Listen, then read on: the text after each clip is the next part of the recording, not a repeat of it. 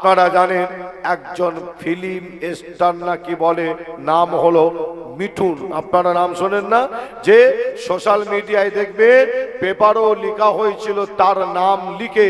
মিঠুন একজন ব্যক্তি আছে যে বক্তব্য দিতে দিতে আমাদের ভারতবর্ষের স্বরাষ্ট্রমন্ত্রীকে পাশে বসিয়ে, স্বরাষ্ট্রমন্ত্রী বসে আছে সেখানে, যে কোনো প্রতিবাদও নাই, যে আপনার মিঠুন চক্রবর্তী বক্তব্য দিতে দিতে বলে এই মুসলমানকে মেরে নাকি কোন গঙ্গায় নাকি ভাসিয়ে দেবে, এমনও বক্তব্য নিশ্চয়ই আপনারাও শুনেছেন।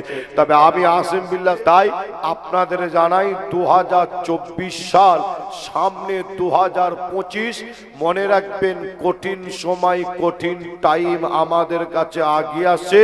আমি আসিম বিল্লাহ আগেও বলেছিলাম, আবারও বলছি যে সারা পৃথিবী জুড়ে মুসলমান মার খাই, বিপদের মধ্যে পড়ে। আপনাদের জানাই এই ভারতবর্ষের জমিনে, পশ্চিম বাংলার জমিনও কিন্তু মার খায়, বিপদের মধ্যে পড়ে। অনেক সময় তার প্রমাণ আপনারা মোবাইলও দেখেছেন। কখনো ট্রেনের ভেতরে যুবককে মারতে মারতে মেরে দেওয়া হয়, এ ঘটনা আপনারা অনেকে জানেন। কখনো ট্রেনের ভেতরে যে একজন মুরব্বী চাচার দাড়িটাকে ধরে এইভাবে ধরে বেহুশি করা হয়। এই পশ্চিম বাংলার জমিনে কখনো আপনার বক্তব্য দিতে দিতে বলা হয় মুসলমানদের সিনাই টাইরে গুলি করে করে মারা হবে। যে আমার মা বোনদের নিয়ে অনেক বাজে বাজে মন্তব্য কথাবার্তা বলে, আপনারা প্রত্যেকে কম বেশি জানেন। তবে এর মাঝে একটু বলে যাই, আপনারা জানেন একজন ফিল্ম স্টার নাকি বলে নাম হলো মিঠুন। আপনারা নাম শোনেন না? যে সোশ্যাল মিডিয়ায় দেখবেন পেপারও লেখা হয়েছিল তার নাম লিখে। মিঠুন একজন ব্যক্তি আছে যে বক্তব্য দিতে দিতে আমাদের ভারতবর্ষের স্বরাষ্ট্রমন্ত্রীকে পাশে বসিয়ে, স্বরাষ্ট্রমন্ত্রী বসে আছে সেখানে, যে কোনো প্রতিবাদও নাই, যে আপনার মিঠুন চক্রবর্তী বক্তব্য দিতে দিতে বলে এই মুসলমানকে মেরে নাকি কোন গঙ্গায় নাকি ভাসিয়ে দেবে, এমনও বক্তব্য নিশ্চয়ই আপনারাও শুনেছেন। তবে আমি আসিম বিল্লাহ সিদ্দিকী পরের দিনে আমি বলেছিলাম যে এই মুসলমান পৃথিবীর কোন ব্যক্তিকে ভয় করে না, একমাত্র আল্লাহকে ছাড়া। আমরা হলাম সেই মুসলমান যারা এই ভারতবর্ষের জন্য জীবন দিয়েছিল, কিন্তু অন্য কোন দেশের কাছে মুসলমান মাথা নত করেনি। এই ভারতের জন্য মুসলমানের বিশাল অবদান আছে। আমরা সেই মুসলমান, যে মুসলমান ভারত স্বাধীনের জন্য হাজার হাজার মুসলমান শহীদ হয়ে গেছিল। আমি মিঠুন চক্রবর্তীকে বলতে চাই, ইতিহাস তোমার মনে হয় জানা নাই। তবে আমি আসিম বিল্লাহ সিদ্দিকী বলি, তোমার মতন মশাকে মারতে মুসলমানের বোমের দরকার পড়বে না, গুলির দরকার পড়বে না, কামানের দরকার পড়বে না। তোমার মতন একটা মশাকে মারতে মুসলমানের একটা তাকবীরের আওয়াজেই তুমি হার্ট ফেল করে মারা যাবে। একবার জোরে বলো। আপনারা নিশ্চয়ই সেই বক্তব্য শুনেছেন। তবে আপনাদের ছোট ভাই ছেলে হিসাবে আপনাদের বলে যাই, কঠিন সময় আগিয়ে আসছে। কখনো বলা হয় মুসলমানকে তাড়িয়ে দেওয়া হবে লাথি মেরে। বাংলাদেশ, পাকিস্তান নাম দিয়েছে, এনআরসি বিভিন্ন নাম ব্যবহার করেছে। তাই আমি আসিম বিল্লাহ 2024 সালে একটা মেসেজ দিই। কি মেসেজ? মুসলমান তৈরি হও, মোকাবেলা করার সময় এসে গেছে। মুসলমান তৈরি হন, মোকাবেলা করতে হয়। মোকাবেলা করবেন কিভাবে? হাতে তরোয়াল, হাতে লাঠি, হাতে পিস্তল, হাতে অস্ত্র। যে না, আমি আসিম বিল্লাহ পিজ্জাদাই শিক্ষা দিতে পারি না। তবে আমি আসিম বিল্লাহ বলি, এই 2024 সামনে 2025 মোকাবেলা যদি করতে যদি আপনি চান, আল্লাহর ওলিরা তারা যেভাবে মোকাবেলা করেছিল তাদের দেখে আমি আপনি যদি একটু শিক্ষা নিতে পারি, ইনশাল্লাহ এই পৃথিবীর জমিন কেন, পশ্চিম বাংলার বুকেও যত বড় মাস্তান আসুক না কেন, আপনার একটা পশম পর্যন্ত কেউ হিলাতে পারবে না। একবার জোরে বলুন। জোরে হবে না? আর একটু জোরে হবে না? মোকাবেলা যারা করেছিল তাদের থেকে শিক্ষা নিতে হয়। একটা নাম বলি, আপনারা নাম শুনলে বুঝতে পারবেন, ইতিহাস খুললে আপনারা দেখতে পাবেন যে তিনার নামও পাওয়া যায়। ইতিহাস সাক্ষী দিয়ে যায়, ইতিহাস সাক্ষী দেয় কি জানেন, এত বড় ভারতের জমিনে মাথায় টুপি দেনেওয়ালা, কলমা পড়নেওয়ালা একটাও মুসলমান ছিল না। ইতিহাস বলছে আপনাদের কাছে, এত বড় ভারতের জমিনে মাথায় টুপি দেনেওয়ালা, কলমা পড়নেওয়ালা একজনও মুসলমান ছিল না। আমার আল্লাহ একজন মুসলমান কাল্লাই ভারতের জমিনে সর্বপ্রথমে পাঠালেন, তিনার নাম ইতিহাসের মধ্যে পাওয়া যায়। আল্লাহ তিনাকে এত বড় ভারতের জমিন, আল্লাহ তিনাকে পাঠালেন কোথায়? কলকাতার বুকে জেনা। আল্লাহ তিনাকে পাঠালেন মরুভূমি এলাকা রাজস্থান আজমির শরীফের জমিনে, যিনার নাম ইতিহাস সাক্ষী দেয়, তিনার নাম হলো গরিবে নওয়াজ খাজা মঈনুদ্দিন চিশতি আজমিরি হুজুর। একবার জোরে বলুন। আরো জোরে হবে না? যে খাজা হুজুরের জীবনী খুলবেন, আল্লাহর ওলির দরবারে আপনারা যান, অবশ্যই যাবেন, দোয়া নেবেন। তবে আপনাদের এতটুকুন বলে যাই, খাজা হুজুরের জীবনী খুললে দেখবেন তিনি কিন্তু ভারতবর্ষের জমিনে এসে মোকাবেলা করেছিল। তিনার তরবালের প্রয়োজন পড়েনি, লাঠির প্রয়োজন পড়েনি, অস্ত্রের প্রয়োজন পড়েনি, তিনি মোকাবেলা করেছিলেন ভারতবর্ষের জমিনে।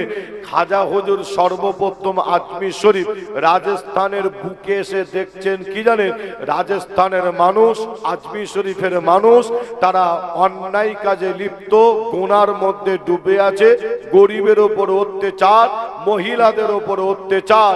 খাজা হুজুর ওই সময় করলেন কি, ওই সমস্ত মানুষগুলোকে অন্ধকার থেকে আলোতে আনার জন্য, গুনাহ থেকে ভালো কাজে আনার জন্য খাজা হুজুর সর্বপ্রথম আজমির শরীফ রাজস্থানের বুকে কলমা দাওয়াত, ইসলামের দাওয়াতটা দিয়েছিলেন। এই দাওয়াত দেওয়ার পরে দেখতে পাওয়া যায় কিছু আজমির শরীফ রাজস্থানের মানুষের কিছু মনে রাগ হলো। প্রথম রাগ হলো কি করছে জানেন, প্রথমে যখন রাগ হলো তারা প্ল্যান করলো কি, এই মঈনুদ্দিনকে ভারত থেকে তাড়িয়ে দিতে হবে। যে আপনাদের বলে যায় যে তিনি ছিলেন একা, যে আর তিনাকে ভারত থেকে তাড়ানোর অনেক প্ল্যান করেছিল। খাজা হুজুরের জীবনী সাক্ষী দেয় যে খাজা হুজুরকে তো ভারত থেকে তাড়াতে তারা পারে না। যে ওই সময় রাজস্থান আজমির শরীফের জমিনে কিছু মাস্তান তৈরি হয়েছিল, আল্লাহর ওলিকে, খাজা হুজুরকে জানে মারার প্ল্যান করেছিল মাস্তান। পশ্চিম বাংলার জমিনও কিছু মাস্তানকে আপনারা দেখেন যে বক্তব্য দিতে শুনেছেন। যে তবে আমি আপনাদের জানাই, রাজস্থান আজমির শরীফের জমিনে কিছু মাস্তান তৈরি হলো, আল্লাহর ওলি খাজা হুজুরকে জানে মারার প্ল্যান করলো। কিন্তু খাজা হুজুরের জীবনী সাক্ষী দেয় ওই সময় আল্লাহর ওলি একা একদিকে, সারা ভারতের মানুষ আর একদিকে, আল্লাহর ওলির একটা পশম পর্যন্ত কেউ হিলাতে পারে না। একবার জোরে বলুন। জোরে হবে না?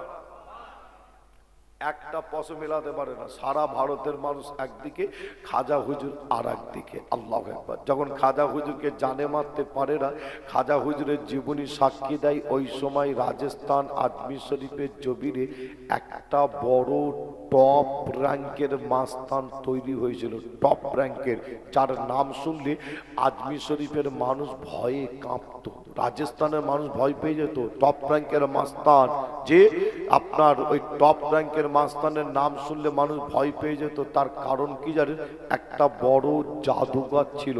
আল্লাহর ওলিকে মারার জন্য ওই টপ র্যাঙ্কের মাস্তান শেষ পর্যন্ত একটা প্ল্যান করলো। তার নাম হলো কি জানেন, খাজা হুজুরের জীবনীর মধ্যে পাওয়া যাচ্ছে যোগী জাইপাল। কি নাম?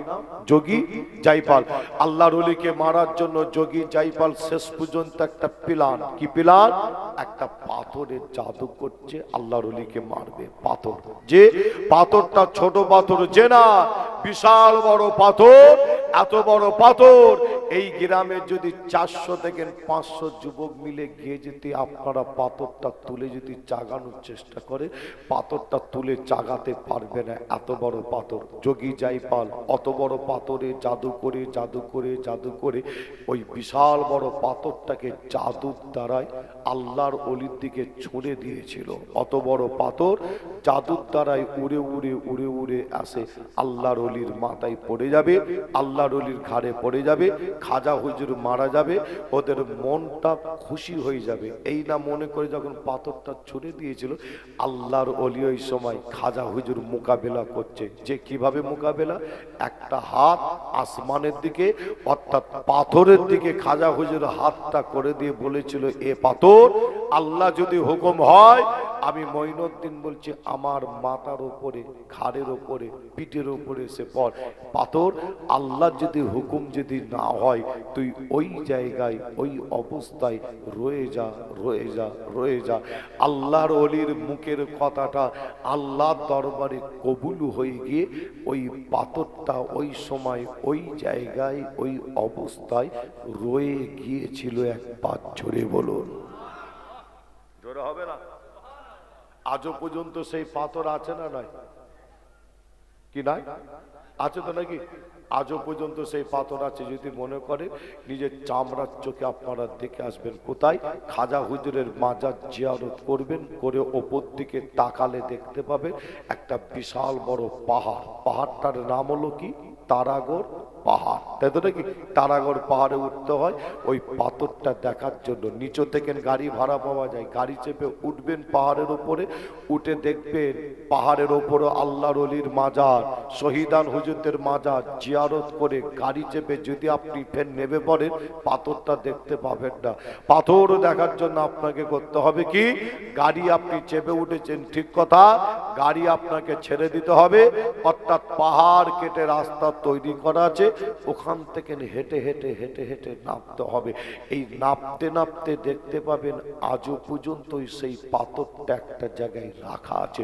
শুধু পাথর দেখবেন যে না, ওই পাথরে ভালো করে লক্ষ্য করলে দেখলে আপনারা দেখতে পাবেন ওই পাথরের গায়ে আল্লাহর অলির এই দুটো আঙুলের ছাপ আজও পর্যন্ত দেখতে পাওয়া যায়। জোরে বলুন, আর একটু জোরে হবে না? আরো জোরে বলবেন না? মুসলমানের ঘরে ছেলে মেয়েরা, বাড়া তরুণেরা, আয়ামা নওজওয়ান যুবকেরা, পর্দার অন্তরালে মা বোনেরা, এ আমার নবী প্রেমিকেরা, তাই আমি আসিম বিল্লাহ আপনাদের ছোট ভাই, ছোট ছেলে হিসাবে আপনাদের জানিয়ে দিয়ে যায়, এ যুবকেরা, খাজা হুজুরের উপরে আল্লাহর মাদাত হয়েছিল, খাজা হুজুরের উপরে আল্লাহ সাহায্য হয়েছিল। খাজা হুজুরের উপরে আল্লাহর মাদার, আল্লাহর সাহায্যটা হলো কিভাবে, এটা আপনাকে আমাকে চিন্তা করতে হয়, আপনাকে আমাকে ভাবতে হয়। এ নবী প্রেমিকেরা, খাজা হুজুর আল্লাহকে খুশি করেছিল, আল্লাহকে রাজি করেছিল।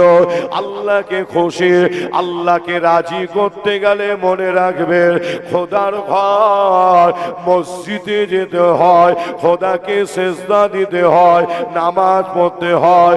আমি আপনি যদি খোদাকে সেজদা দিয়ে আল্লাহ দরবারে দুটো হাত তুলে যদি দোয়া চায়, আমার মনে বিশ্বাস এই পশ্চিম বাংলার জমিনে যত বড়ই মাস্তান আসুক না কেন, একটা পশম আপনার কেউ হিলাতে পারবে না। আরো জোরে বলুন সুবহানাল্লাহ, আরো জোরে বলুন সুবহানাল্লাহ।